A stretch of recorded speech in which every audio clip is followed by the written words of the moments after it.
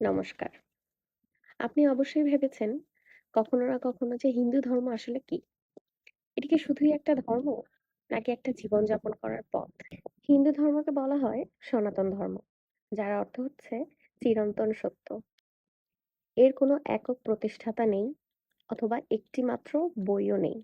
হাজার হাজার বছর ধরে জ্ঞানী মুনি ঋষিরা ধ্যান, জ্ঞান, অভিজ্ঞতা থেকে এই ধর্মের ভিত্তি তৈরি করেছেন।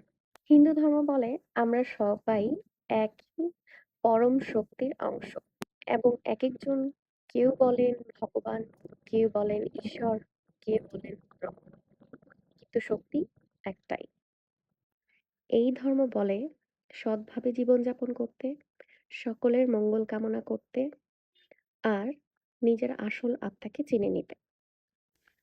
হিন্দু ধর্ম শুধু পূজা অর্চনা নয়, এটি একটি ভালো, শান্তিপূর্ণ, অর্থপূর্ণ জীবন যাপনের পথ।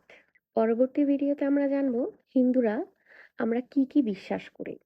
আর আমার এই আধ্যাত্মিক জার্নিতে আমার সাথেই থাকুন, আমার পাশেই থাকুন সাবস্ক্রাইব করে। ধন্যবাদ। নমস্কার। হর হর মহাদেব।